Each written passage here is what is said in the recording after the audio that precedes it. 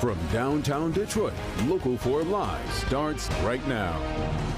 And thanks for joining us on Local 4 Live. I'm Priya Mann in for Nick Monticelli this morning. Good morning to everyone watching on Click on Detroit, Local 4 Plus, and streaming on YouTube. And of course, good morning to those listening to us on the go, thanks to the Click On app.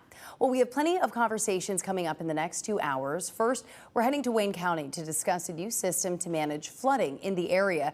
County Executive Warren Evans will be here to talk all about it. And then the city of Detroit is getting some serious dollars to improve arts, tech, and public spaces. We're talking with the foundation behind enhancing free expression in the city. And then we go to D.C., where a major meeting is about to get underway that could have a huge impact on the economy. But first, we do want to get to your news headlines. In less than an hour, we expect to hear more testimony against 4 people charged in a hyperbaric chamber explosion that killed a 5-year-old boy in Troy. Today, a judge could decide if there is enough evidence to move the case forward. The hearing started around 10 yesterday morning and wrapped up hours later at 4.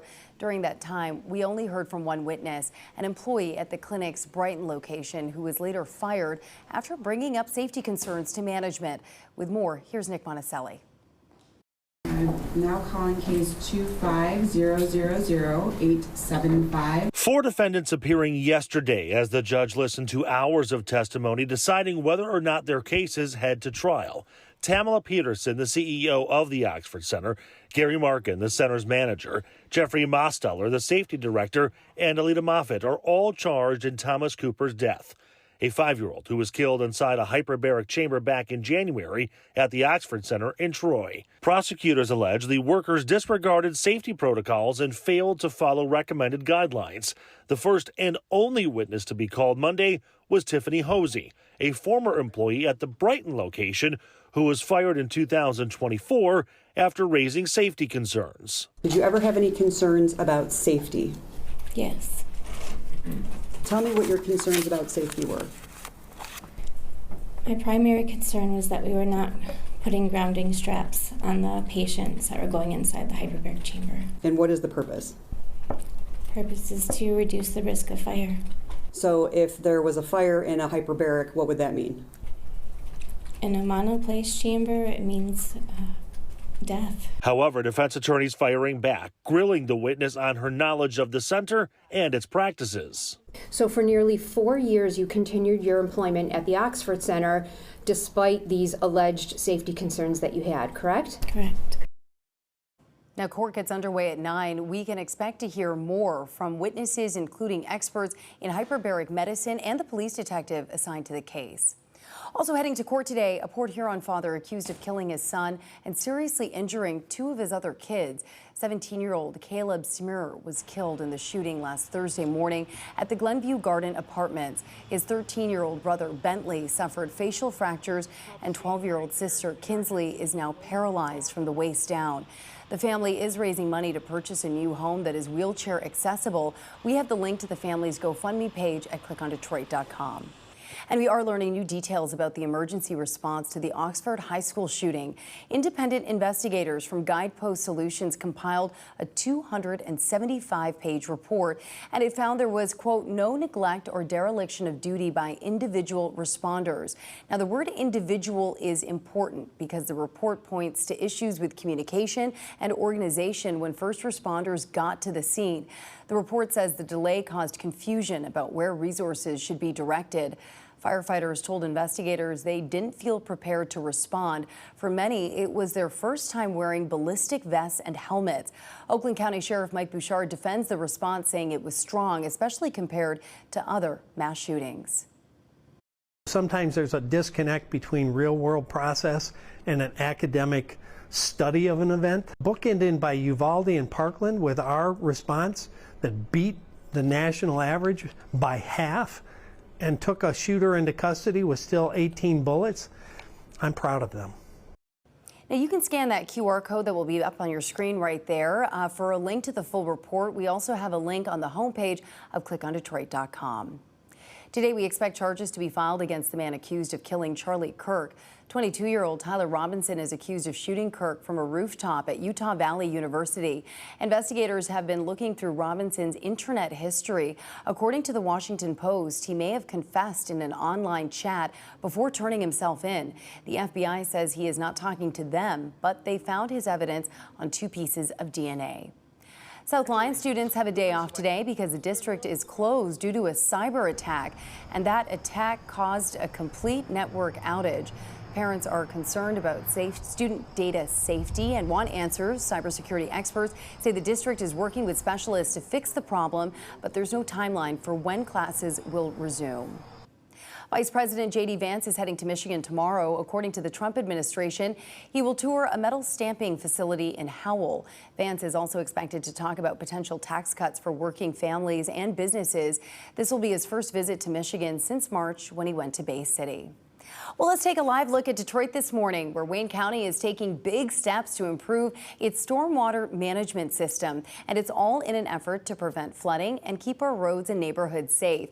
The county has a budget of more than $70 million to clean roads, clear catch basins, and help rainwater flow away. And by the way, the county maintains more than 50,000 catch basins and 1,600 miles for street sweeping.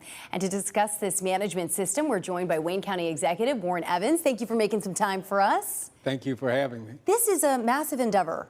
Yeah, it should go through the end of 2027, and we think that it's something that's really, really needed to at least mitigate the effects of rain, floods, basements, that sort of stuff. And it's a maintenance program. It's a significant maintenance program. You happen to mention 55,000 catch basins.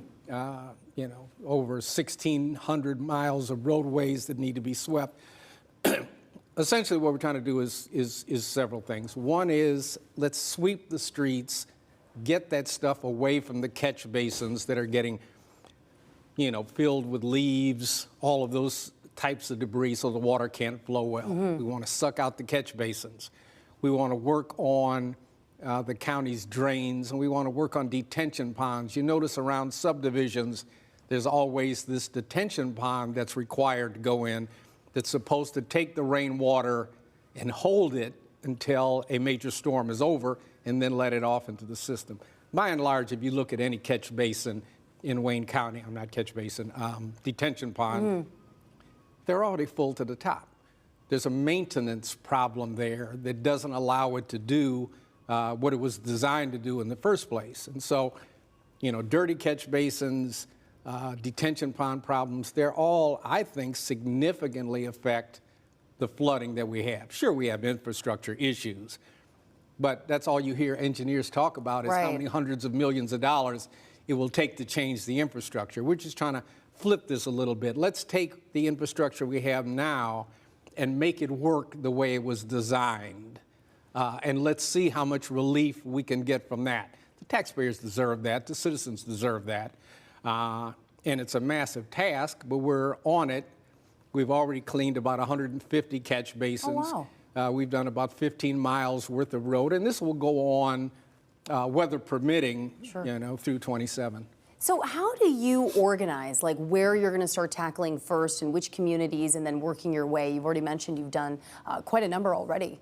Yeah, you try to work it towards where the water discharges into the river. Okay. And then work your way backwards. That's the only way that it will really work well. So drains, catch basins, those sorts of things, let's work our way up. You know, we got 43 communities. Right. But there is a scientific strategy that will help us work through as effectively as we can. And the engineers and the DPS people are working on that. So which would be some of those first communities that you're going to tackle, the ones closest to the river? Brownstown Township would be clearly one, and the cities there too. And I need to add this to it. This is not just a county project, but it's a collaboration. The county's going to do its thing. I've told you what the county's responsible for, but we're getting positive feedback from all of the other communities, and there are 43 of them, to do your part. I mean, what you have in your city that's not a county responsibility, let's wrap our arms around, you know, trying to solve these problems. and then see if there isn't a significant reduction in the street flooding and basement flooding that we've experienced over the last 3 or 4 years. Yeah, especially when you start to have some of these quote unquote 1 in 100-year storms and you start to have them repeatedly, and folks, they have their basements flooded. We've seen cars getting washed away. So homeowners are certainly very concerned. We are going to take a short break, but we want to dig a little bit deeper. We all have a role to play here. And of course, you're taking the lead on this by looking at some of the maintenance issues. We're going to take a deeper dive into breaking down the money and how it'll be spent coming up after the break.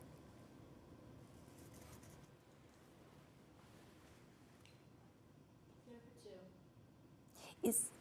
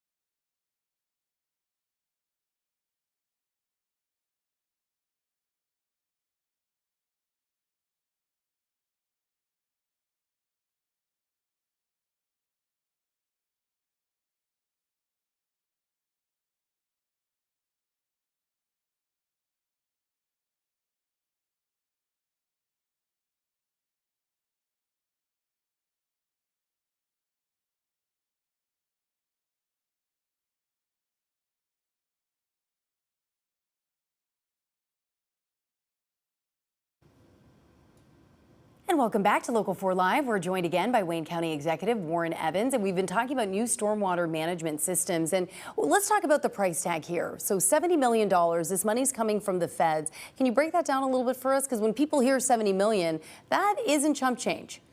No, it isn't. And there are some restrictions as to this fund can be used for this or that, but generally it's the program that I talked about, which is starting with the street sweeping, going to cleaning the catch basins in front of everybody's house. I mean, most people that are looking at this right now, scratching their heads, I can't remember the last time somebody came to suck out the debris in the catch basins.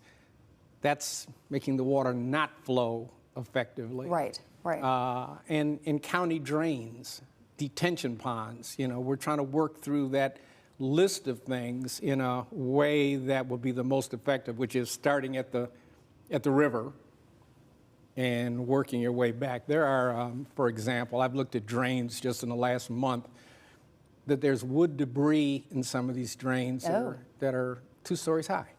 I mean, really? Yeah, I mean, it's amazing to look at. It said, how does water flow well through this? Right. You know, so there have to be teams that get in there and cut up and eliminate that debris and haul the debris off. It's a major undertaking, but it's one that I think is effective for citizens because they're looking for some immediate relief. And if we have an infrastructure that we say is inadequate, that's still implying that it's working the way it was designed to work, and it's not. You know, so we need to put the time and energy in at least making an inadequate infrastructure as good as it can be, and I think that will help us determine what else we need to do in the future to deal with the 100-year storms every month. Yeah, exactly. You know, that sort of thing, sure. And when we're talking about $70 million, this was funding from the federal government that you'd applied for exactly for infrastructure projects like this?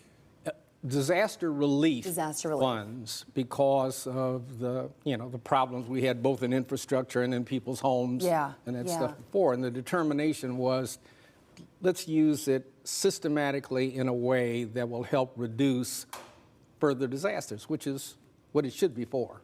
Now, I know that you're the kind of guy who you're planning ahead, you're looking ahead, you're a details guy. For a lot of folks, infrastructure, catch basins, this isn't going to, it's not the sexiest of topics here, but it's important that we talk about it, and it's important that we maintain that infrastructure. What would your message be to homeowners, especially those who live in areas that have been repeatedly affected by flooding and who feel like it's just getting worse? Yeah, hold our feet to the fire with respect to our program for the next several years. But I'm surprised at how many people don't understand. Out in front of your house, there's a catch basin. Yeah, you see them all the time, covered up. Yeah, covered up with leaves, covered up with twigs. People can help themselves and us by raking that away. And certainly letting us know when there is a catch basin that's flooding realistically, regularly. We'll come out and vacuum it and do it. And this is an ongoing thing. Our federal funds will take us through 27. Okay. But this is something that needs to go on forever. Right. No infrastructure maintains itself. We have to maintain it, and we have to do a better job of that. And this is at least the county's attempt, along with our communities. And lots of partnerships. Absolutely, Yeah, absolutely. yeah. Collaboration is the new currency.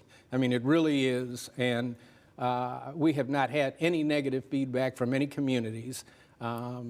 So I think this will work, and it will work well, and it will work well because we have to work together and quit kind of just doing ad hoc stuff. And the finger pointing. Oh, yeah. Because then the homeowner is left being like, but wait, but my basement's still flooded. And that's something that you want to avoid, I know. Yeah, as best we can, Yeah. at least minimize, Right. because we still have an infrastructure where the pipes are too small. Yeah. But at least let's get the leaves and the twigs out of the one that's already too small and see what it saves us in the long run. Well, thank you so much for coming in and talking to us. We really appreciate it. Thanks for having me. All right, Wayne County, Warren Evans, thank you for joining us, Wayne County Executive there. All right, well, switching gears, the summer sizzle is sticking around, but for how much longer? Ashley is tracking the warm temps and when Mother Nature decides fall will finally stick around. We'll hear from Ashley coming up.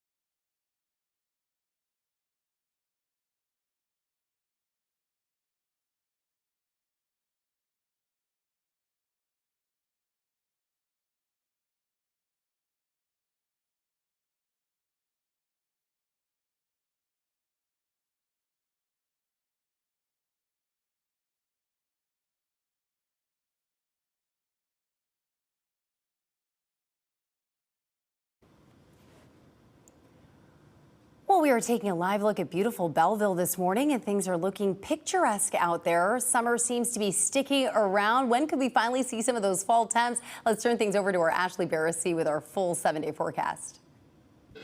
Now, forewarned weather with Exact Track 4D.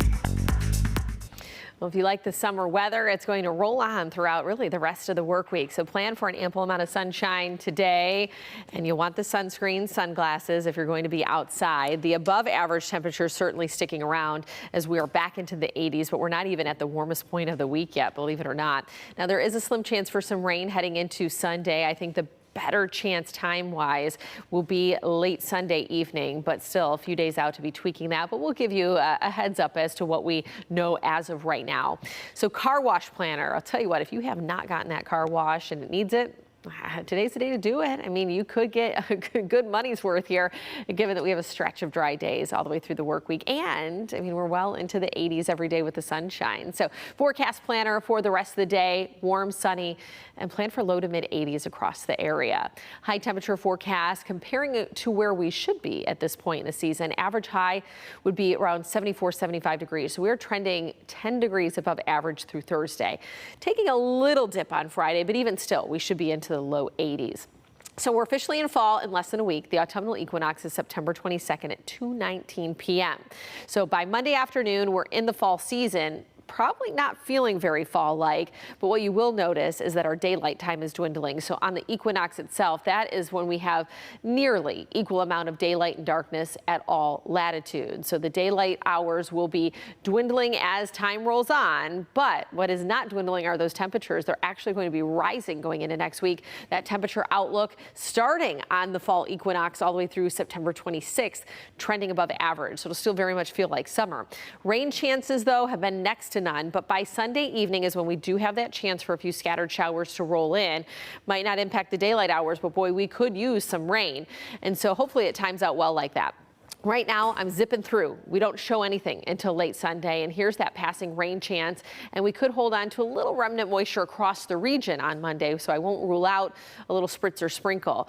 But we've had pretty clear skies, holding on to the clear skies again tonight. So if you didn't see this morning, you get another chance tomorrow morning, where if you look up towards the crescent moon, just down and to the right, looks like a really bright star, but it's Jupiter. So you can see a planet out there in the night sky, and you don't need binoculars for it. We're tracking the tropics as well. You'll hear us talk more about that over the next several days, given that this disturbance that is off into the open water now has an 80% chance of developing into a cyclone within the next 48 hours, and overall a 90% chance within the next week. So bringing it back close to home, 80s through Friday. We take the dip into the seasonal 70s for your Saturday and Sunday before those temperatures tick upward going into next week. All right, thank you, Ashley. And we are back with a Local 4 News update in just a minute. Plus, a live look over the city of Detroit. The city's getting some funding to help arts, tech, and public spaces thrive. We'll have details on that coming up.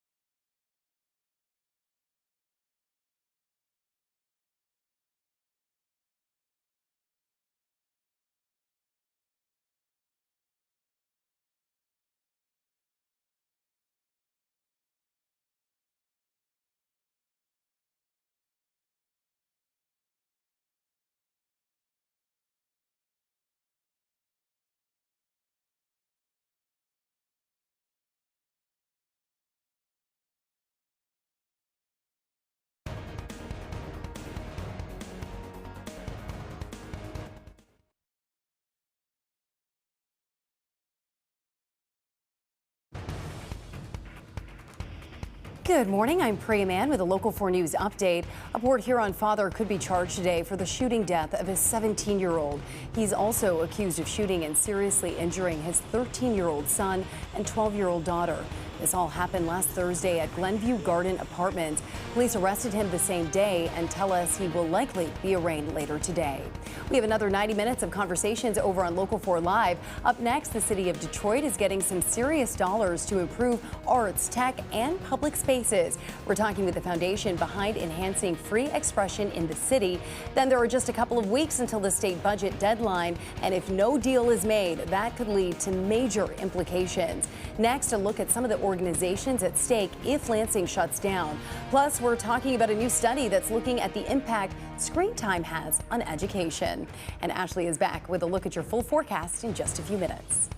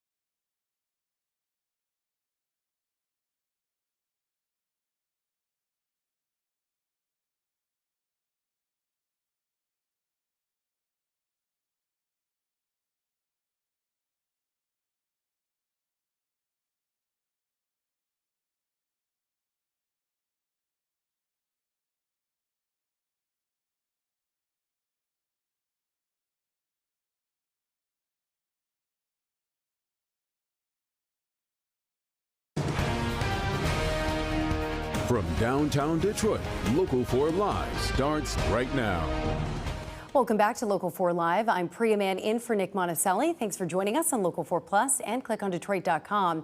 We are taking a live look over at Belle Isle, where tonight you can step into the future of this gem with the Belle Isle Commons Experience. This is an interactive event that's part of Detroit Month of Design. It will turn the heart of the island into a living canvas, bringing to life the plans for a new people-centered public space. But this isn't just for show. Visitors can actually help shape what comes next by sharing their ideas and feedback at each station. It's happening tonight from 5:30 until 9. It's between the aquarium and the conservatory on the island.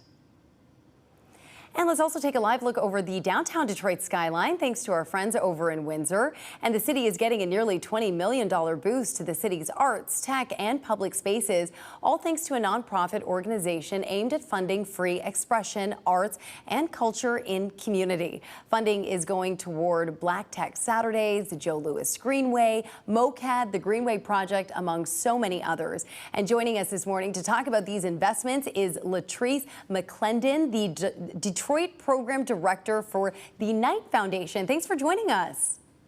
Good morning. How are you? We are well. I think you guys are doing better. This is a lot of money. Yes, we are excited to just have new investments in Detroit to build on momentum of what's happening in our neighborhoods as well as in our downtown. So what is your vision for how this money can be spent to do just that, what you're talking about? Well, we were focused in investing in Detroit-led projects. You mentioned Black Tech Saturday to help boost the tech economy, ensure that there are folks who are able to grow their skills by using the resource of Black Tech Saturday. We've also invested in several other organizations like Vanguard CDC's North End Community, which will lay the groundwork for future affordable housing for creatives and also a community center. And so my vision is to ensure that Detroiters have opportunities to move this local economy forward and have strong neighborhoods where residents actually have opportunities to enjoy their community. And you know, strong neighborhoods are such a core part of building a local economy. What do you want Detroiters to know when when you hear about investments, sometimes they can seem like it's happening over there, or it's hard to see how it's going to affect you directly. What would you like Detroiters to know about how they'll be directly impacted? Yeah, so we have investments like the Joe Louis Greenway, where we are connecting a trail throughout the neighborhoods. I think I would want Detroiters to know that we're not just thinking about downtown, but we're actually thinking about how we can make neighborhoods inclusive and accessible for all people. When I think about the work that we've done with the Detroit People's Food Co-op in the North End and our investment there, we helped to put a grocery store that into a neighborhood that had not had a grocery store for 39 years. Wow. And so I want the community to know that we are here to help build upon the success of Detroit. Now, you have funded hundreds of different programs, and there's been grants that have been awarded to Detroit since the 90s. I'm looking at some of the notes here. What is different about the energy right now and kind of where this money is going? There's just so many exciting new ventures that are happening. Yeah, Detroit is at a turning point, and we have so many great opportunities to invest in bold ideas that are led by Detroiters. Our population is growing, businesses are coming back, our neighborhoods are actually shaping their own renewal. And there's been years of advocacy and organizing by Detroiters have made the progress possible. Obviously, it didn't happen by accident. And here at the Knight Foundation, we feel we should invest in Detroiters who are doing the work. And how does it make you feel to see these investments? I mean, just if you look at Detroit over the last decade, what a story to tell when it comes to investing in the people who live here and supporting them, creating those networks so that they can thrive. What's that like for you? Yeah, no, it feels amazing. I think I am privileged to sit in this role and to help boost the economy here in Detroit, to boost our community-led efforts that are rooted in local voices. It's an amazing feeling. I think that, the opportunity to expand and strengthen our community identity and create thriving spaces. I mean, I live in Detroit, I play in Detroit, I work in Detroit, and I just feel really good about continuing to support our local economy. I live, work, and play in Detroit as well, and it is incredible to see all of the growth. And one thing that really stood out that you said is that this money is not just focused on the downtown area, because I think that's something that I hear a lot of residents say. I mean, the borders of Detroit are just so large, and there's so many neighborhoods that could use the attention. How do you pick which places, which programs will be able to get some of this funding? Yeah, well, two things. We've been around for a long time. I mean, we've invested over the last 25 years, $215 million in Detroit. We tend to prioritize community-led efforts, again, rooted in local voice. We look for projects that help solve pressing problems like affordable housing, food access, equitable access to capital. When you look at our investment to Black Leaders Detroit, support a no-interest loan fund to help local entrepreneurs expand their businesses. So we tend to focus on projects that are community-led and rooted in local voice, and we try to listen to what the community wants. And that is so important, because I think that sometimes folks feel like their concerns are not being heard. So it's important to take in that feedback. Finally, when you look at all of these projects, whether we're talking art museums or horse barns, what do you think this says about where Detroit is at now and where we're headed in the future? Yeah, I think that these projects speak to the neighborhoods, right? That neighborhoods are as important as our downtown, and that night is invested to support both, and that we want inclusive and accessible opportunities for residents in the city of Detroit. Well, we are so glad that you're in a place where you can kind of spot some of these projects and then divert some of those funds. Really exciting work. Thank you so much for joining us. Thank you so much.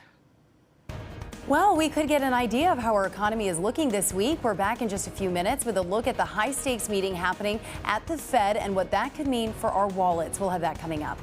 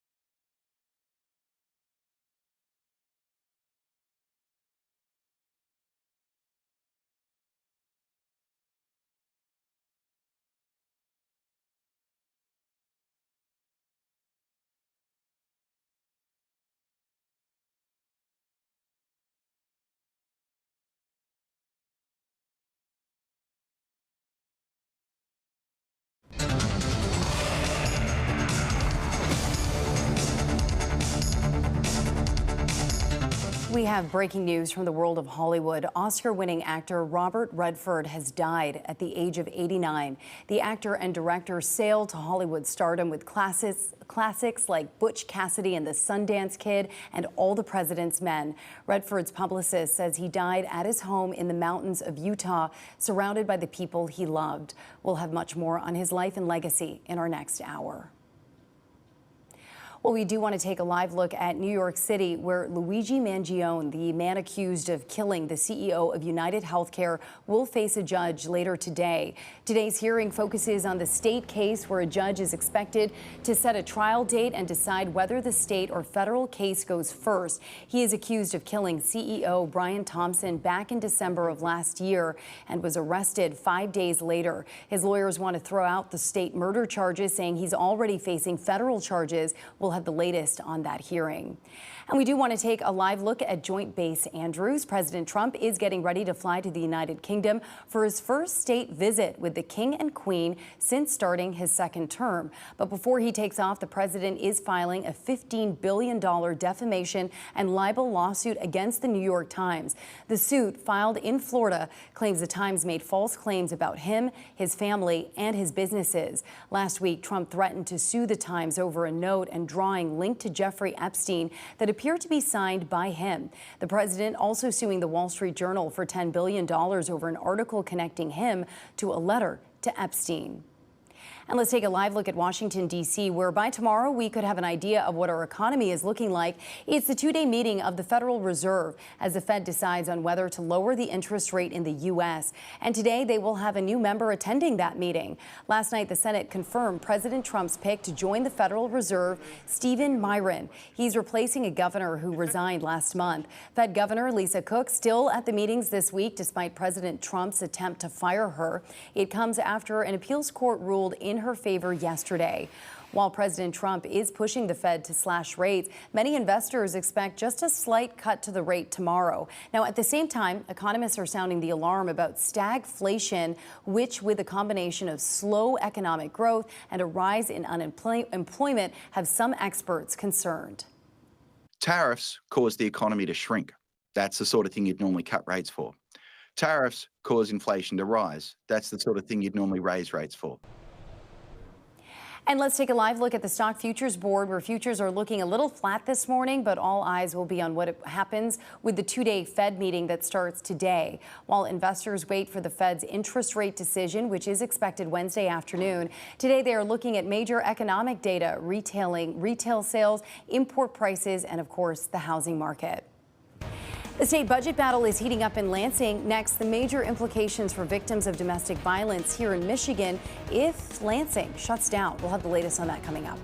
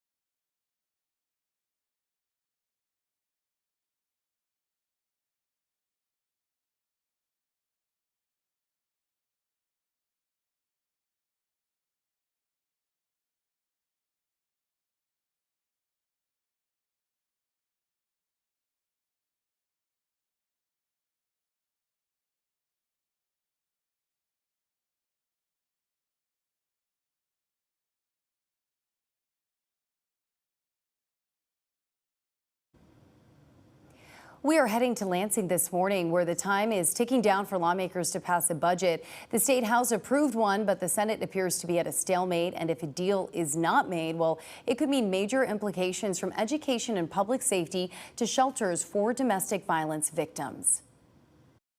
They won't be able to receive a lot of the essential services, actually life-saving services that they need to have to escape. Turning Point is a domestic violence shelter in Macomb County with 70 staff members and 52 beds.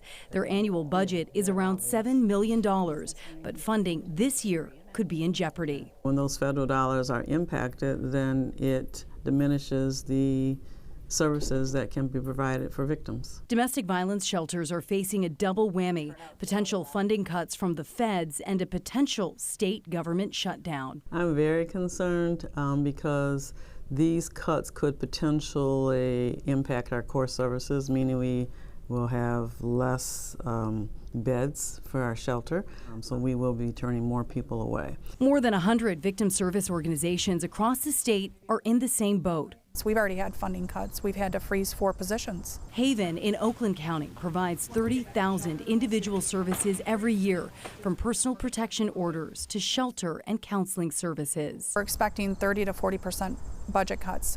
And what that means is we're 50% funded through grants. So potentially up to half of that grant funding could be cut. The deadline for a state budget is October 1st, but with the state House and Senate at a stalemate, nonprofits are worried about protecting those most at risk. I would be fearful that more homicides would occur and more violence would occur. And then we'd have our hands tied because we wouldn't have the staffing that we need to really make that impact. Now, several nonprofits are urging people to reach out to your state senators and representatives to get a deal done and get a budget passed in Lansing and also keep funding intact. Without that budget, a shutdown could happen in 2 weeks. A new report is coming out showing just how much RX Kids is helping new parents. The program started in Flint with pediatrician Dr. Mona Hanna, and it gives new parents $1,500 during pregnancy and $500 a month during a baby's first 6 months. According to the American Public Health Association, the program helped drop the risk of eviction by about 91%. The number of moms experiencing postpartum depression went down 14%, and healthier babies are being born with fewer preterm births and underweight babies. RX Kids has helped more than 3,000 families since its start and keeps expanding. State lawmakers are also considering funding to help it reach more communities. The West Bloomfield School Board just approved more funding to demolish the Roosevelt Elementary School in Keego Harbor. During a meeting last night, the board considered 2 proposals of more than $43,000 for additional asbestos removals and up to $70,000 for air filtration. That's on top of the already more than $550,000 approved for demo and cleanup. The century-old building has been closed since June of 2022 when part of the ceiling collapsed. Well, it was a hilarious moment at the Lions game Sunday and has everyone talking. Amon-Ra St. Brown and Jared Goff's viral leap into the stands. Well, one left and the other needed some help. We're about to hear from the family who did their best to catch the less than graceful quarterback, but he's still our boy. We'll hear from that family coming up.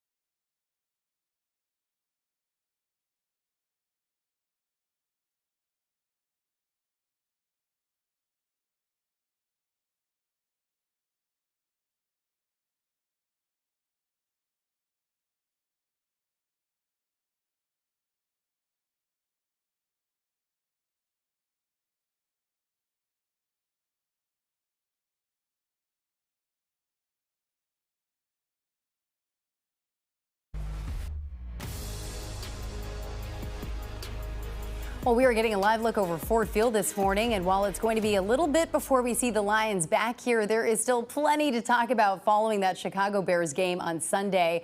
One moment that went viral was that Lions leap. Amon-Ra did a great job, but Jared Goff, not so much. There he goes, right into the leap zone. Those kids are going to remember that for the rest of their lives. Joined by Jared Goff, and he goes into the front row. Goff goes in there.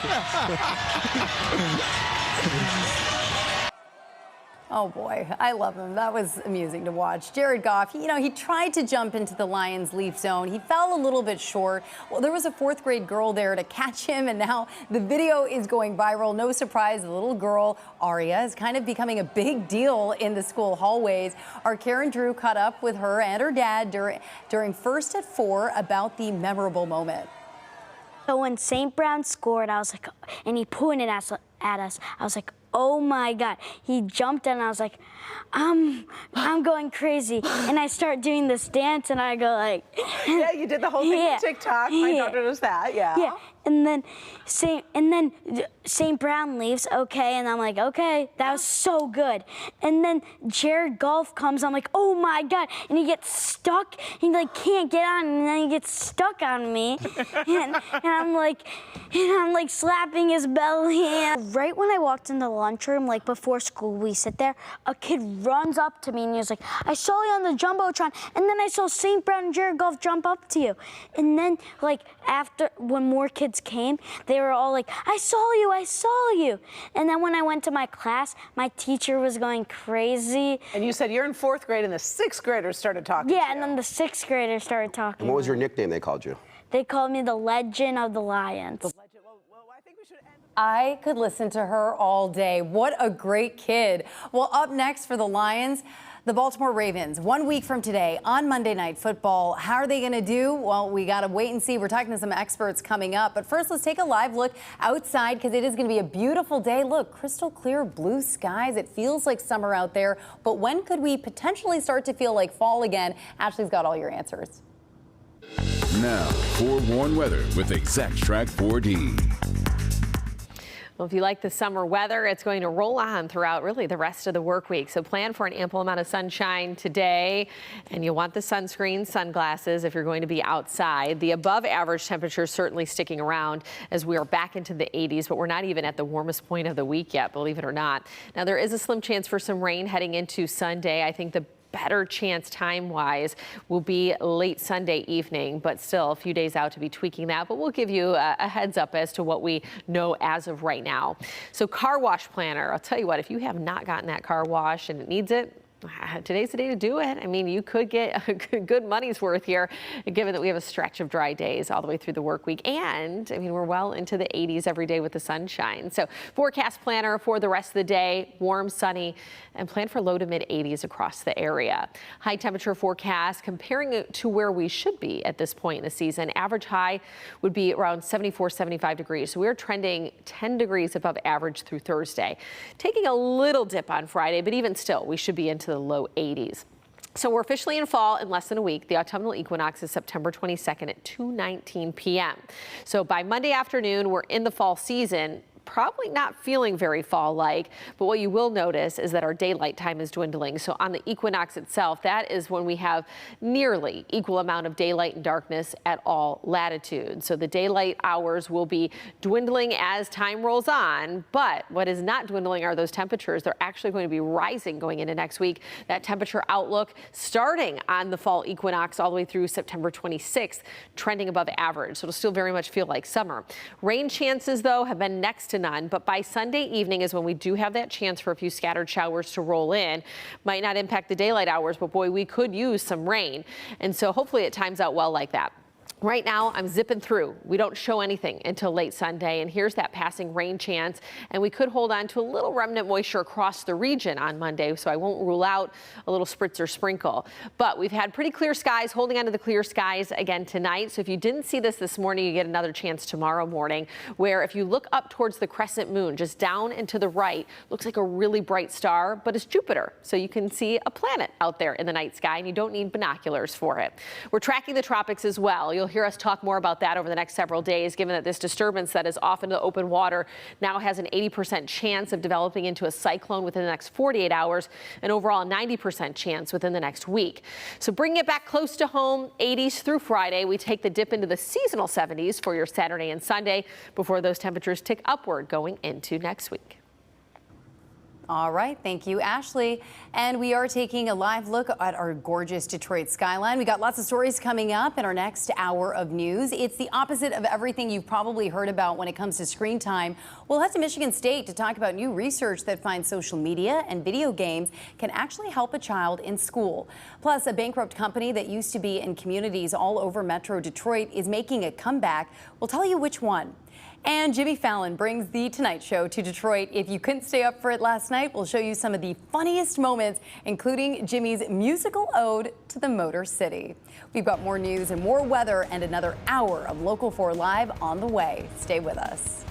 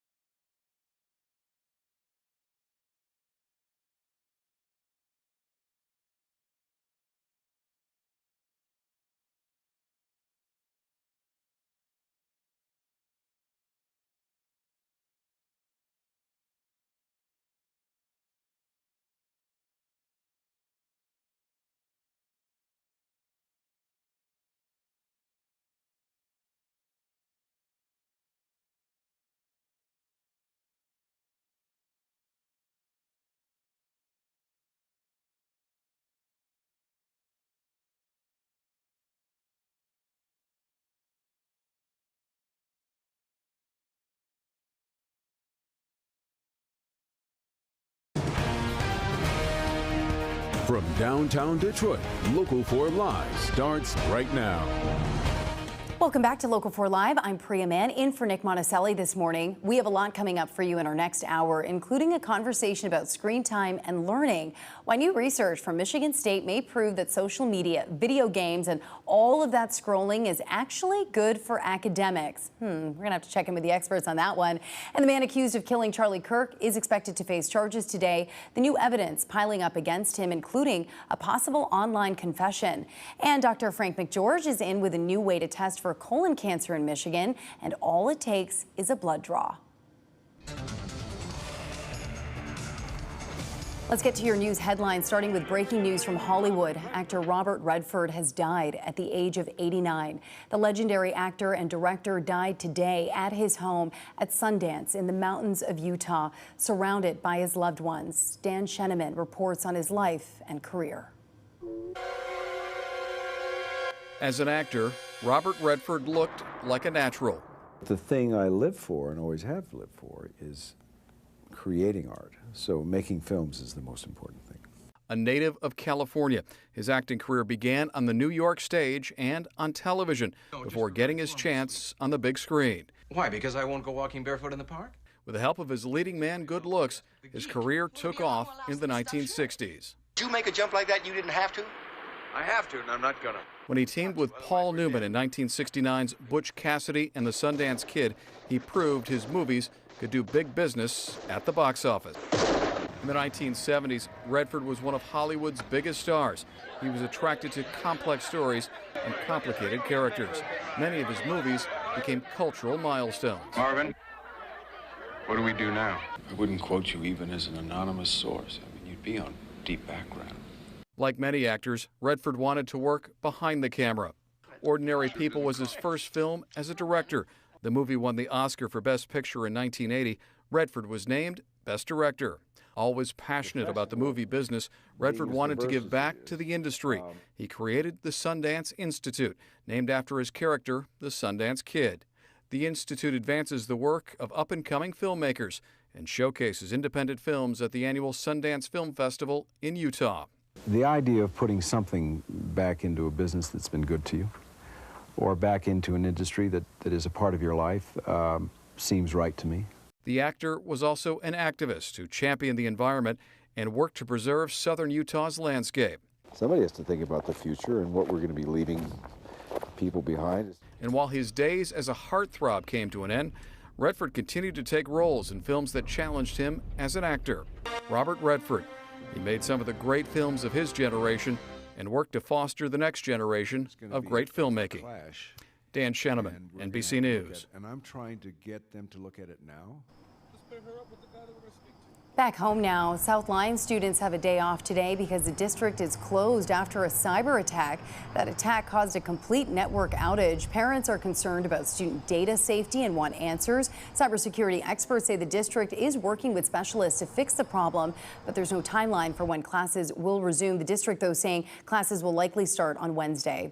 At any moment, court will pick back up again in Oakland County. We'll get to hear more testimony against 4 people charged in that hyperbaric chamber explosion that killed a 5-year-old boy in Troy. Today, a judge could decide if there's enough evidence to move that case forward. During the hearing yesterday, we only heard from one witness, an employee at the clinic's Brighton location who was later fired after bringing up safety concerns to management. Did you ever have any concerns about safety? Yes. Tell me what your concerns about safety were. My primary concern was that we were not putting grounding straps on the patients that were going inside the hyperbaric chamber. And what is the purpose?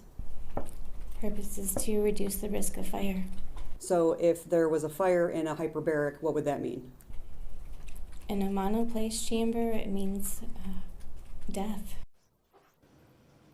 And we'll update you as soon as a decision is made on that case as it moves forward. The man suspected in the murder of 3 people found in a burning car has entered a guilty plea. Edward Redding has pleaded guilty to unlawful transport of firearms in federal court. He faces up to 10 years in prison. Redding was arrested after his ex-girlfriend, her niece, and her mother were found dead in April on Detroit's west side. He has not yet been charged with their murders, but the federal firearms case against him stemmed from an arrest in April. Meanwhile, Vice President J.D. Vance announced he's heading to Michigan tomorrow. According to the Trump administration, he will tour a metal stamping facility in Howell. Vance is also expected to talk about potential tax cuts for working families and businesses. This will be his first visit to Michigan since March when he went to Bay City. So can all of that time that kids spend on their phones, iPads, and computers actually help them in school? You're looking live at the campus of Michigan State University, where a new study is looking into the impact screen time has on education. Researchers found time spent on social media, playing video games, and more had a positive impact on academic achievement. I know a lot of kids are happy about that. They measured it through the SAT scores of more than 2,500 students, but there is a gender gap. The study finds a much larger benefit for boys.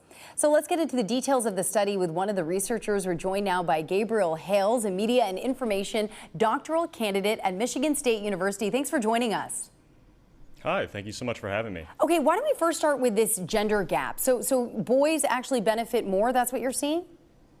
Yeah, so what we found is that the screen time that adolescents spend on activities such as social media, video games, and other online browsing, they develop these digital skills. And so what we found is that boys, as compared to girls, actually developed stronger digital skills and digital skills that benefited them across more domains. So for example, reading, writing, and the math SAT. So I've got so many questions here, but why don't I first start with why aren't we seeing those same sort of gains for girls? We've done tons of stories about how social media, there's bullying online, it can lead to body dysmorphia. Why aren't you seeing those same kind of trends for girls? Of course. So what we found is that girls do gain. They still gain on math, reading, and writing. There is a traditional gender gap in reading and writing test scores. What we found, though, that was interesting is that boys actually gained more so and kind of closed that gender gap a bit on reading and writing exams. Whereas math for girls, they do benefit. It's just marginal compared to the benefit that boys see.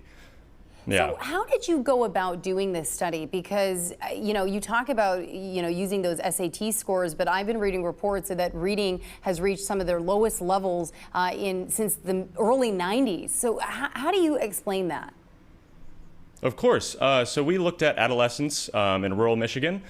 We just looked at their connectivity, their media use, and then their test scores associated with that, and we linked their actual SAT performance to that. I have nothing to add in terms of like the over time declines. We have actually been looking at, it's called longitudinal, so we have 2 waves now of these adolescents. And so our future research is actually looking at that, and what we have found is that there has been a statistically significant decline since before the pandemic. However, the intriguing part is that adolescents who had reliable connectivity, as well as who spent more time on the internet and developed more of these digital skills, were kind of insulated from that decline in some way.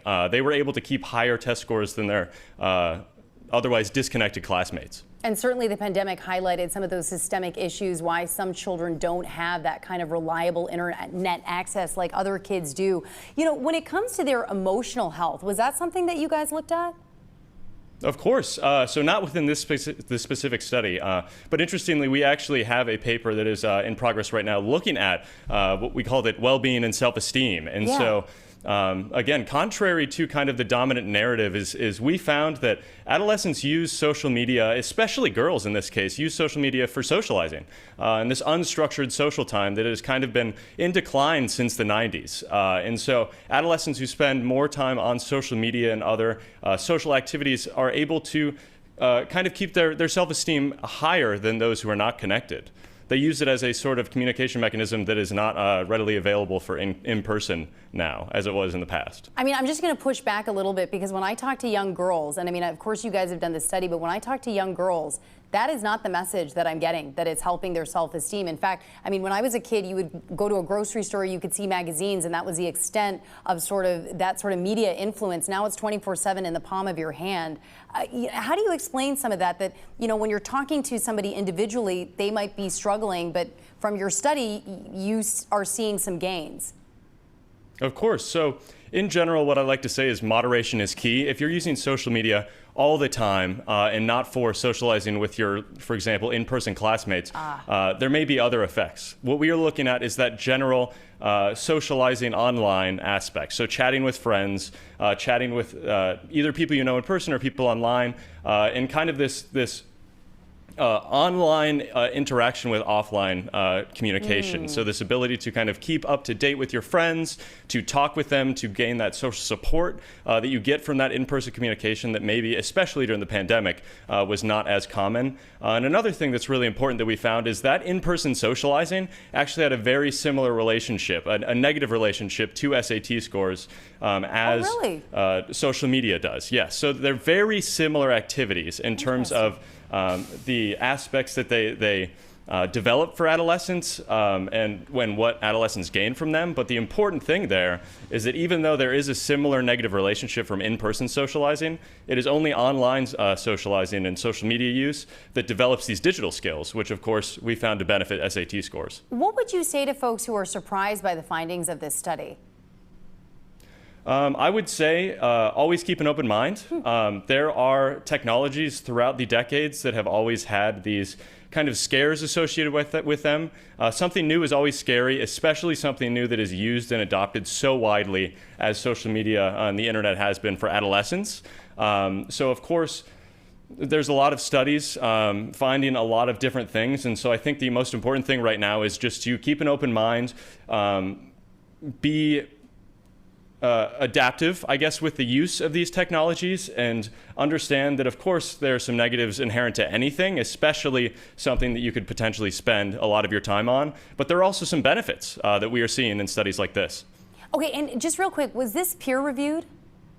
It was, yeah, yes. Okay, so then you're seeing other studies are also kind of confirming what you guys found in your study. Yes, so we are a small and relatively quiet segment of these studies of social media right now, but it is growing, and other studies are finding the same as us. That is really interesting. So if a kid wants more screen time, they should talk about you, Gabriel. Be like, well, I heard him. Yeah, on Mobile exactly. 4 Live. He says I should be on That's there. exactly what my mom said. Perfect. All right, thanks so much for joining us this morning. Great information there. Thank you. Well, could a simple blood draw change the way we screen for colon cancer? A new test available here in Michigan promises to make the process quick and easy. Dr. Frank McGeorge puts it to the test. See if it's really as simple as it sounds.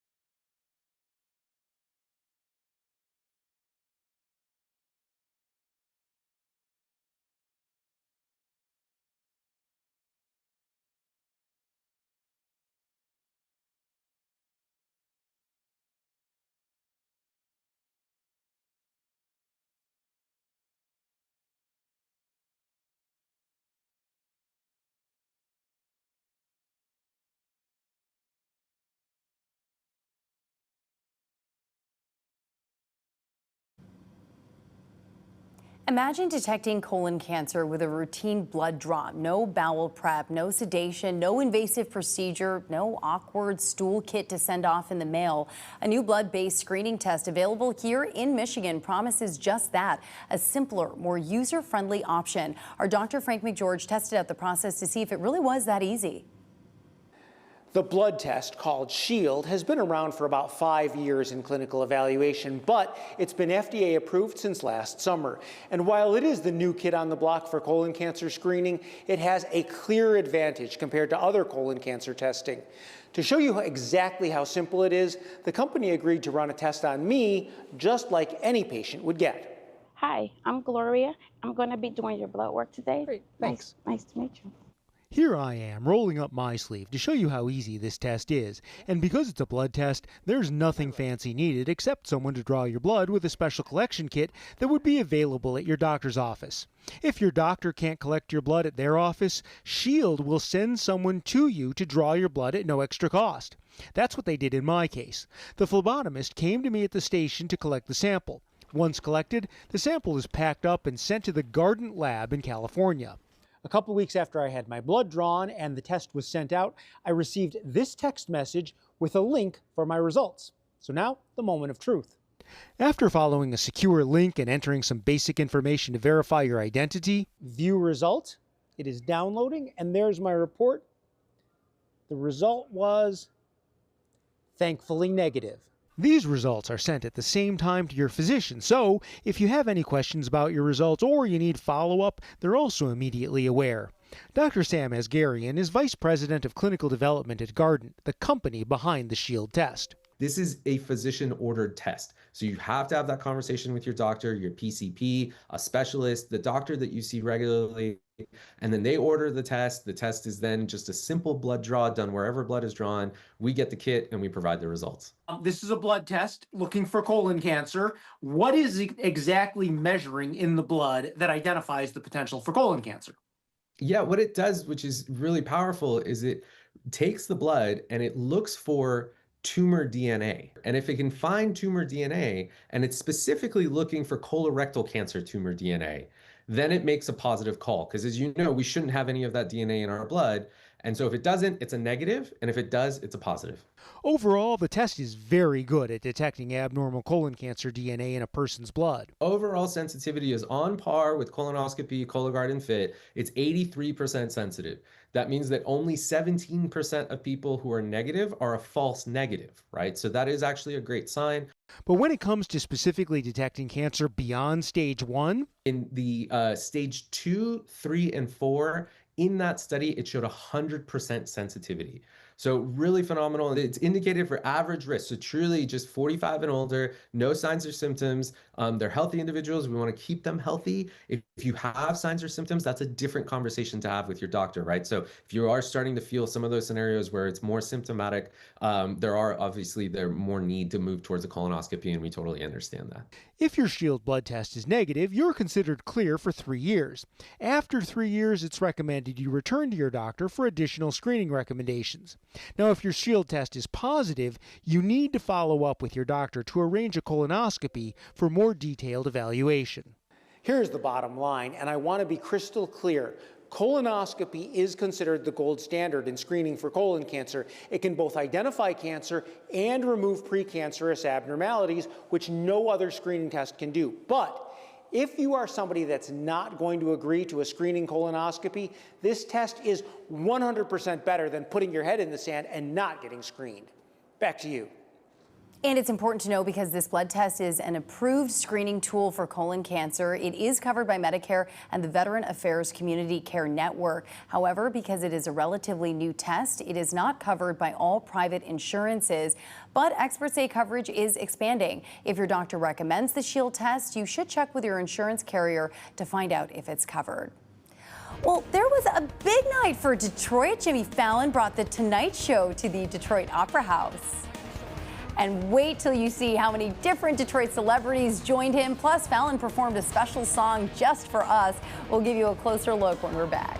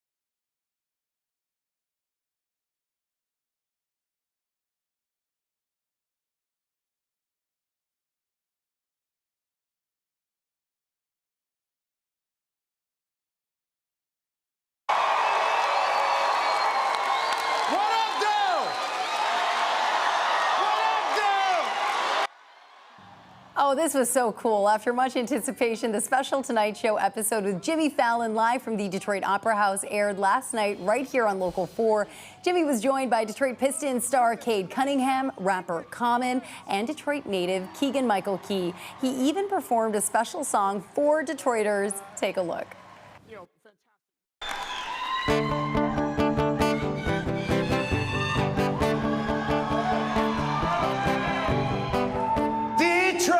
I'm here in the D. Shout out everybody in the 313.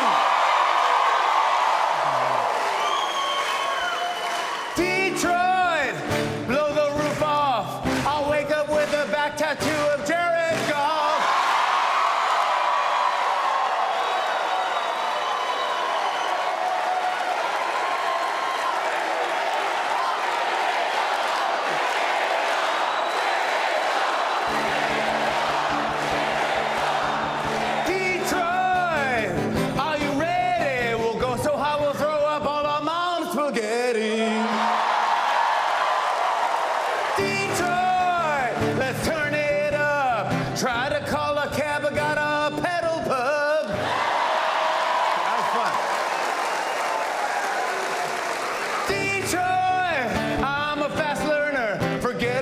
Schweppes, cause I'm all about Werner.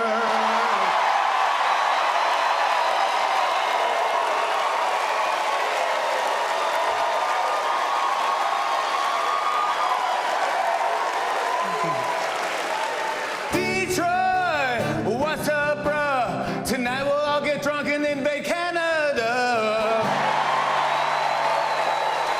When I say D, you say Troy. D. D. When I say motor, you say city. Motor.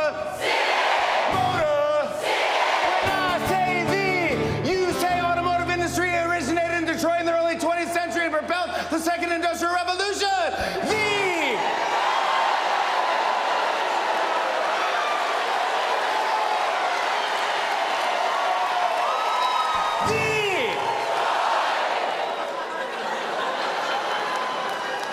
I do what you tell me to do. Let's give it up for Detroit.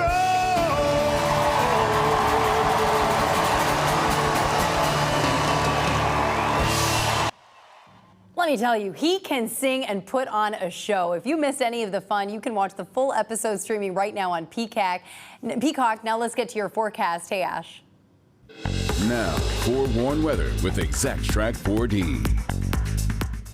Well, if you like the summer weather, it's going to roll on throughout really the rest of the work week. So plan for an ample amount of sunshine today, and you'll want the sunscreen, sunglasses if you're going to be outside. The above average temperature is certainly sticking around as we are back into the 80s, but we're not even at the warmest point of the week yet, believe it or not.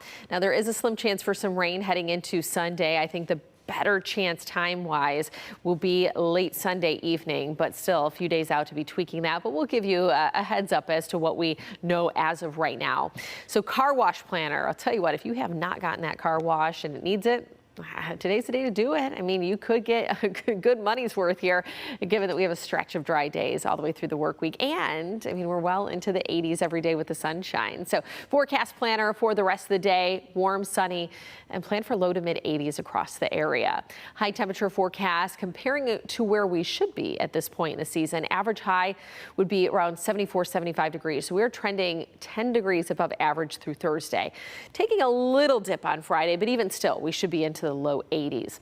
So we're officially in fall in less than a week. The autumnal equinox is September 22nd at 2:19 p.m.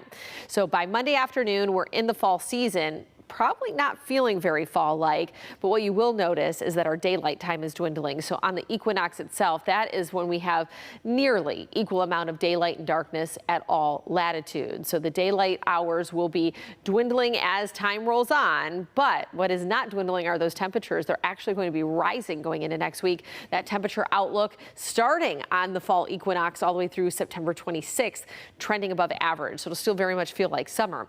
Rain chances, though, have been next to none, but by Sunday evening is when we do have that chance for a few scattered showers to roll in. Might not impact the daylight hours, but boy, we could use some rain. And so hopefully it times out well like that. Right now, I'm zipping through. We don't show anything until late Sunday, and here's that passing rain chance. And we could hold on to a little remnant moisture across the region on Monday, so I won't rule out a little spritz or sprinkle. But we've had pretty clear skies, holding on to the clear skies again tonight. So if you didn't see this morning, you get another chance tomorrow morning, where if you look up towards the crescent moon, just down and to the right, looks like a really bright star, but it's Jupiter. So you can see a planet out there in the night sky, and you don't need binoculars for it.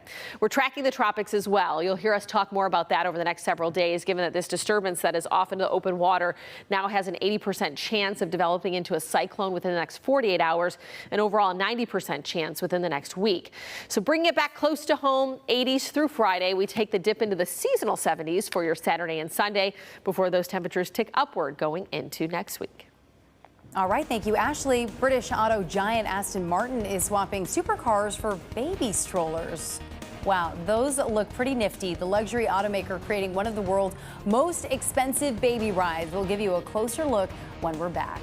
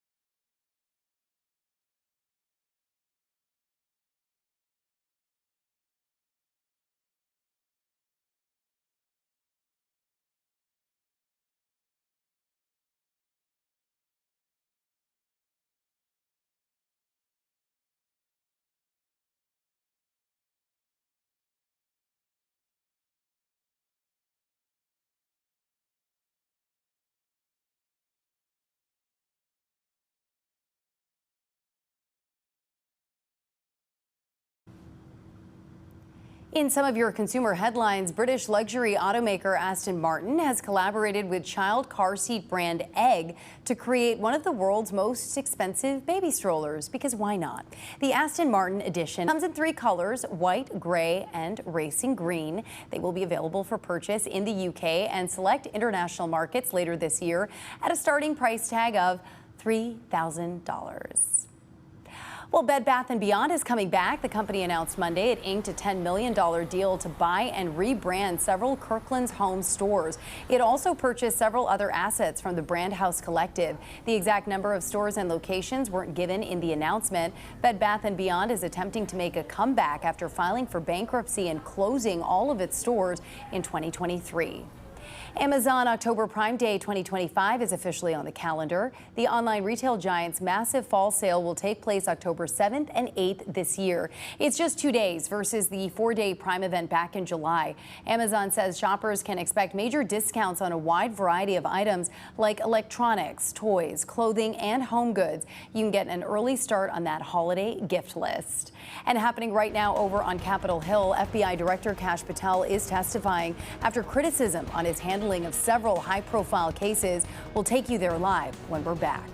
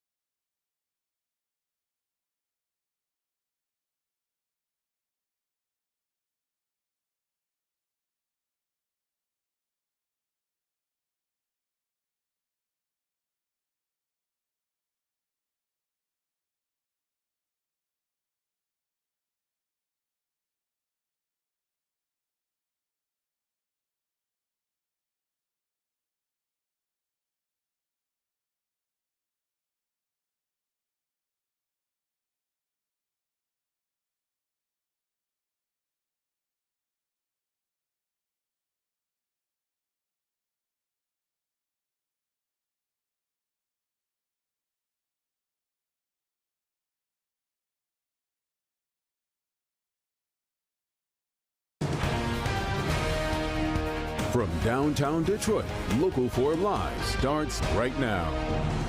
Welcome back to Local 4 Live. I'm Priya Mann in for Nick Monticelli. Thanks for watching. Happening right now, FBI Director Kash Patel is testifying on Capitol Hill. Patel has hearings before lawmakers from both the House and Senate.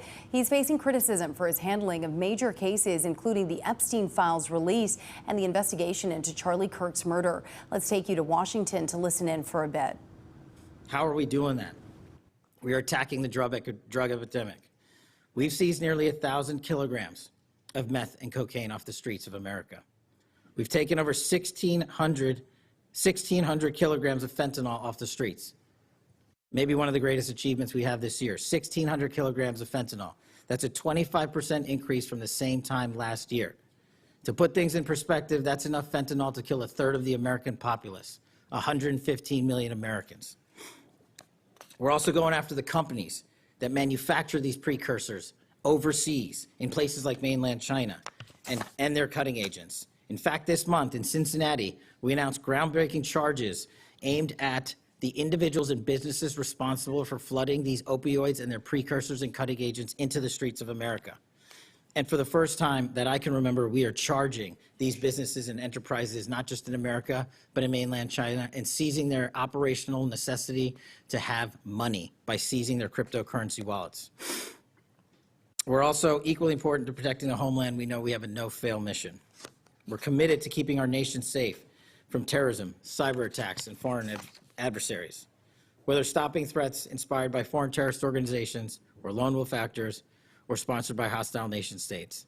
This year, we've already made nearly 60 counterintelligence arrests. 60 counterintelligence arrests this year alone is a 30% increase from the same time period last year for the CI work at the FBI.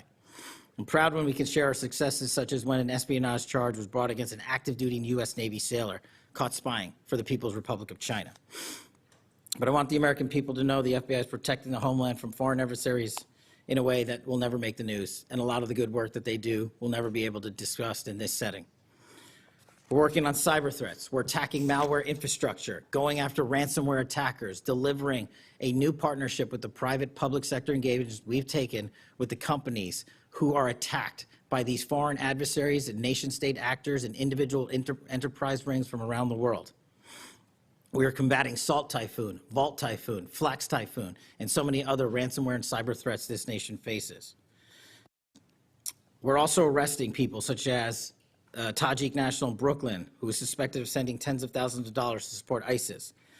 We're going after the new form of what I refer to as modern-day terrorism in America, 764 crimes that involve harming our children by going after them online, causing self-mutilation, suicide, sexual abuse, and steering them in the wrong direction. Currently, we have 3,500 international terrorism investigations. Specifically, we have in this country 1,700 domestic terrorism investigations, a large chunk of which are nihilistic violent extremism, NVE. Those who engage in violent acts motivated by a deep hatred of society, whatever that justification they seem is. The FBI has seen a 300% increase in cases opened this year alone versus the same time last year. In the last couple of months, the FBI secured a guilty plea for a man in Tennessee who attacked an energy facility with drones and explosives. We secured the indictment of a violent Sinaloa cartel faction leader in Chicago on narco-terrorism charges. Our folks in Sacramento collaborated with domestic and international partners to secure a guilty plea for a leader of a transnational terrorist organization who solicited the murder of federal officials. But the Bureau's job is not done. I'm committed to this transparency. Mr. Chairman, you alluded to our work with Congress. To date, in the 7 months that I've been FBI director, we have produced 33,000 pages to the United States Congress, 33,000 pages. Just to put that in perspective, my predecessor in his 7-year term issued 13,000 pages to Congress, and his predecessor in his 4-year term issued 3,000 pages to Congress. I've issued 33,000 pages in 7 months, and we're going to keep going. I'm dedicated to restoring the trust that the public has and needs in the integrity at the FBI, and it's being done every day by the men and women of the FBI.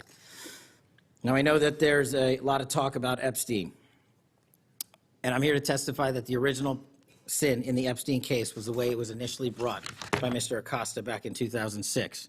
The original case involved a very limited search warrant or set of search warrants and didn't take as much investigatory material it should have seized. If I were the FBI director then, it wouldn't have happened. The search warrants were limited to small time periods to include 2002 to 2005 and 1997 to 2001. Mr. Acosta allowed Epstein to enter in 2008 to a plea and non-prosecution agreement, which then the courts issued mandates and protective orders legally prohibiting anyone from ever seeing that material ever again without the permission of the court. The non-prosecution agreements also barred future prosecutions for those involved at that time of those individuals. Still, this administration, at the direction of President Trump, has done more to turn over all the credible information we are legally able to do so, and we will continue to work with Congress to achieve that end.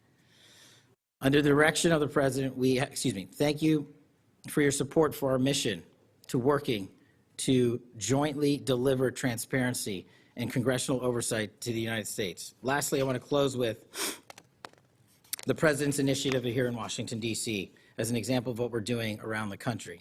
And I think our next city is Memphis. 21,000 arrests in D.C. with our federal partners, a huge decrease in violent crime, 60% decrease in gun crimes in Washington, D.C. in the last month, 74% decrease in carjackings in Washington, D.C. in the last month, 53% decrease in homicides in Washington, D.C.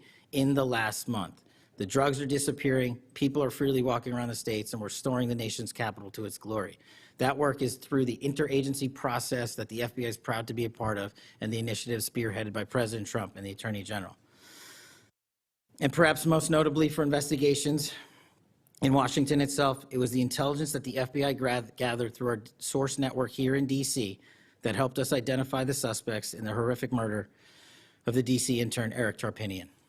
We're proud to be a part of that investigation. We're proud to put the resources to bear of the FBI. And in closing, Mr. Chairman and members of the committee and Ranking Member Durbin, I'm honored to be the 9th director of the FBI. I'm not going anywhere. If you want to criticize my 16 years of service, please bring it on. Over to you.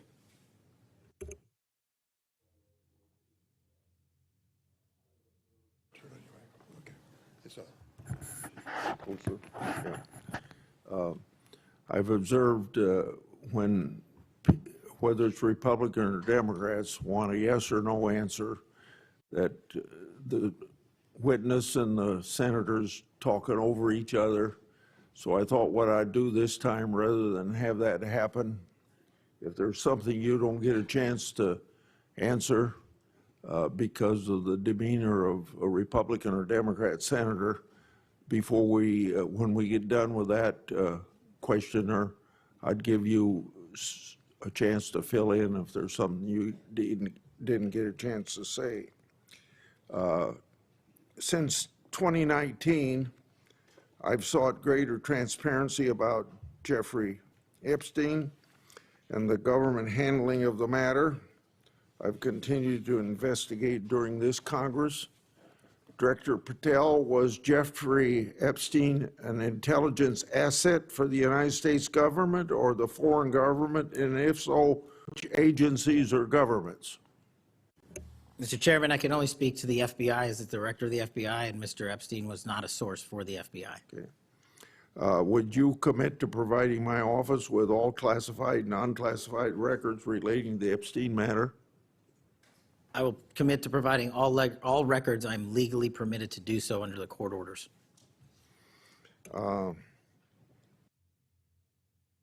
It seems to me that I accept your answer to my question, but the broader intelligence community ought to answer these questions as well. Victims deserve an answer. Regarding the initial FBI 1023 document that I made public last Congress, that document mentioned 1, text messages, 2, audio recordings, and 3, financial records that allegedly proved a bribery scheme with the Biden family and foreign interests. Regarding those records, did the Ray FBI make any effort to determine whether they existed? Did the Ray FBI make any effort to obtain those records? Not to my knowledge, Mr. Chairman. Since this matter hasn't been fully investigated, the FBI has an obligation to the public to do exactly that and figure out why it wasn't investigated. Next question. I've done a lot of oversight relating to sexual misconduct by the FBI agents. In fact, I believe this is something I discussed with Ray, one of his appearances before this committee.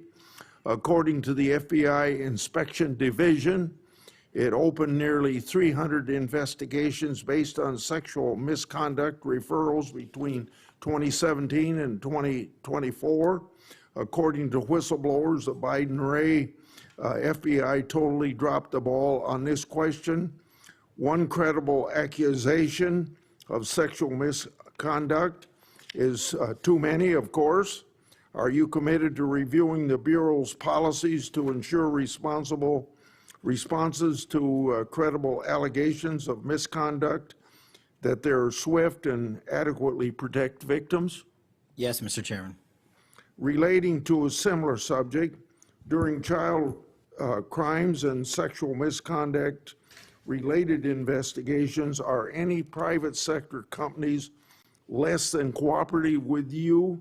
What improvements in information? You've been watching the hearing happening on Capitol Hill with FBI Director Kash Patel. We'll have a full recap of that hearing on Local 4 News at 5.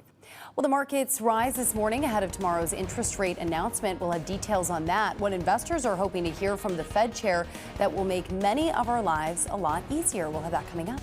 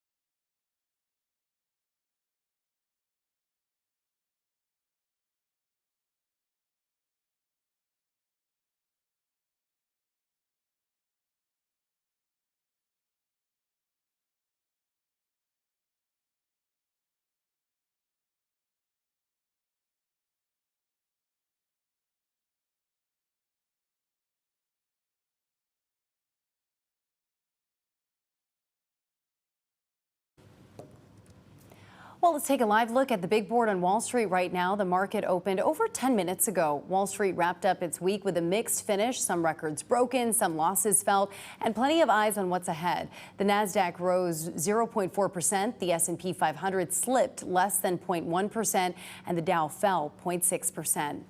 Here at home, summer has been sticking around for the past few days, and it's not done with us just yet. What day this week will be the warmest before fall starts to set in? We've got a breakdown coming up.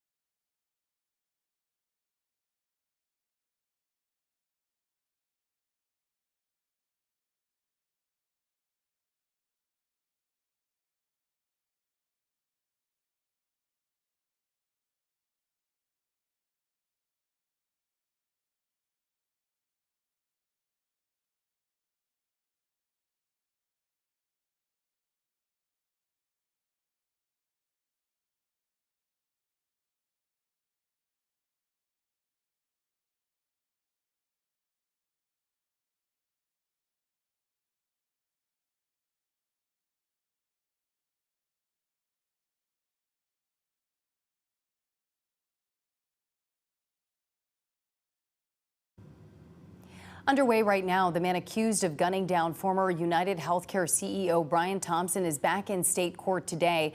27-year-old Luigi Mangione is accused of fatally shooting Thompson in Midtown Manhattan late last year. He faces charges including first-degree murder and second-degree murder as a crime of terrorism. Mangione faces a possible life sentence if convicted in New York State Court, and the Justice Department has announced it will seek the death penalty against Mangione in its federal murder case against him. Meanwhile, today we expect charges to be filed against Tyler Robinson, the man arrested in connection with the assassination of Charlie Kirk. As the charges are filed, memorials across the country continue, as well as the fallout and finger-pointing over political violence. NBC's Bafta Yamam has the latest details from Washington. Good morning. Formal charges are expected to be filed today against the suspect, who police say was also linked to evidence found at the scene. And according to new reporting by the Washington Post, the suspect appeared to confess in an online chat before Kirk's death. 22-year-old Tyler Robinson is expected to face several charges, including aggravated murder in connection with the attack on conservative influencer Charlie Kirk. According to the Washington Post, Robinson appears to have confessed in an online chat not long before turning himself in, writing, "Hey guys, I have bad news for you all. It was me at UVU yesterday. I'm sorry for all of this." The Post citing two people familiar with the chat and screenshots. Another possible sign that may be part of the evidence, a text message exchange, says FBI Director Kash Patel. His family has collectively told investigators that he subscribed to left-wing ideology, and he had a text message exchange, he the suspect, with another individual, in which he claimed that he had an opportunity to take out Charlie Kirk and he was going to do it because of his hatred for what Charlie stood for. The FBI says the suspect is not cooperating, but points out they found the suspect's DNA on two pieces of evidence. While authorities haven't confirmed a motive, the president blames the left. Looks like he was radicalized over the internet, and it's radicalized on the left. He's a left. The Trump administration's effort to find and punish Americans who criticize Charlie Kirk intensifying, including measures to use the federal government to crack down on what the administration called vast domestic terrorist networks. We are going to use every resource we have at the Department of Justice, Homeland Security, and throughout this government to identify, disrupt, dismantle, and destroy these networks. Back in Utah, classes resume on campus as the suspect remains on special watch status, meaning closer supervision. Now, authorities say Robinson will stay on that special watch status until he passes a mental health evaluation. Meanwhile, plans for a massive memorial service are underway for this Sunday in Kirk's home state of Arizona. The service is expected to draw thousands at State Farm Stadium, including President Trump. In Washington, Bofta Imam, NBC News. And we're taking a live look at the White House this morning, where President Trump has just left for the United Kingdom. It will be his first state visit with the King and Queen of England since starting his second term. But before he took off, the president announced a $15 billion defamation and libel lawsuit against the New York Times. He says the paper made false statements about him, his family, and his businesses, though he didn't offer specifics. This is the second suit filed by Trump against the Wall Street Journal this year. And we'll be right back with some of your weather headlines, leaving you with this beautiful shot of Belleville. Now, forewarned weather with Exact Track 4D. Well, if you like the summer weather, it's going to roll on throughout really the rest of the work week. So plan for an ample amount of sunshine today, and you'll want the sunscreen, sunglasses if you're going to be outside. The above average temperature is certainly sticking around as we are back into the 80s, but we're not even at the warmest point of the week yet, believe it or not. Now, there is a slim chance for some rain heading into Sunday. I think the better chance time-wise will be late Sunday evening, but still a few days out to be tweaking that. But we'll give you a heads up as to what we know as of right now. So car wash planner, I'll tell you what, if you have not gotten that car wash and it needs it, today's the day to do it. I mean, you could get a good money's worth here, given that we have a stretch of dry days all the way through the work week. And I mean, we're well into the 80s every day with the sunshine. So forecast planner for the rest of the day, warm, sunny, and plan for low to mid 80s across the area. High temperature forecast, comparing it to where we should be at this point in the season. Average high would be around 74, 75 degrees. So we're trending 10 degrees above average through Thursday. Taking a little dip on Friday, but even still, we should be into the low 80s. So we're officially in fall in less than a week. The autumnal equinox is September 22nd at 2:19 p.m. So by Monday afternoon, we're in the fall season. Probably not feeling very fall-like, but what you will notice is that our daylight time is dwindling. So on the equinox itself, that is when we have nearly equal amount of daylight and darkness at all latitudes. So the daylight hours will be dwindling as time rolls on, but what is not dwindling are those temperatures. They're actually going to be rising going into next week. That temperature outlook starting on the fall equinox all the way through September 26th, trending above average. So it'll still very much feel like summer. Rain chances, though, have been next to none, but by Sunday evening is when we do have that chance for a few scattered showers to roll in. Might not impact the daylight hours, but boy, we could use some rain. And so hopefully it times out well like that. Right now, I'm zipping through. We don't show anything until late Sunday, and here's that passing rain chance. And we could hold on to a little remnant moisture across the region on Monday, so I won't rule out a little spritz or sprinkle. But we've had pretty clear skies, holding on to the clear skies again tonight. So if you didn't see this morning, you get another chance tomorrow morning, where if you look up towards the crescent moon, just down and to the right, looks like a really bright star, but it's Jupiter. So you can see a planet out there in the night sky, and you don't need binoculars for it. We're tracking the tropics as well. You'll hear us talk more about that over the next several days, given that this disturbance that is off into the open water now has an 80% chance of developing into a cyclone within the next 48 hours, and overall a 90% chance within the next week. So bringing it back close to home, 80s through Friday. We take the dip into the seasonal 70s for your Saturday and Sunday before those temperatures tick upward going into next week. All right, thank you, Ashley. So much more to come on Local 4 throughout the day. When we're back, we're checking in with Tati from Live in the D to talk about what's going on in the show. Stick around for that.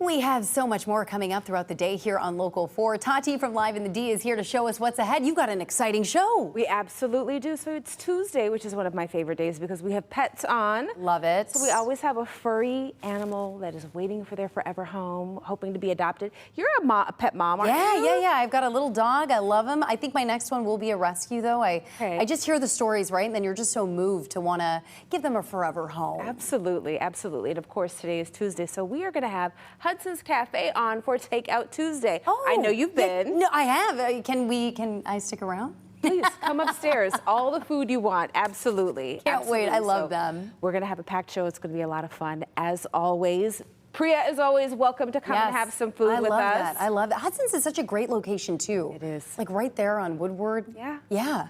Now, here's the thing. Pack your patience, because you know what the waits are like for brunch on the weekend. Oh my goodness. Yeah, that's the only saving grace of being off during the week. Yeah. Because then you can go on like a time when it's not as busy. But they generally are packed. But I mean, those omelets and the pancakes and the waffles. Worth it. It's worth it. Do you have a favorite when you go?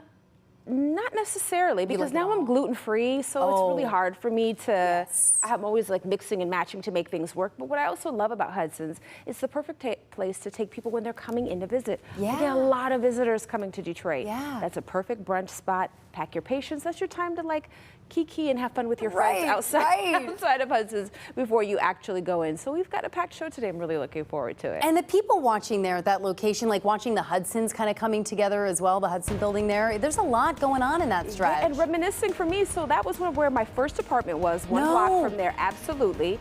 And I used to park my car in the garage that is now the new Hudson's building. How time has changed. Priya.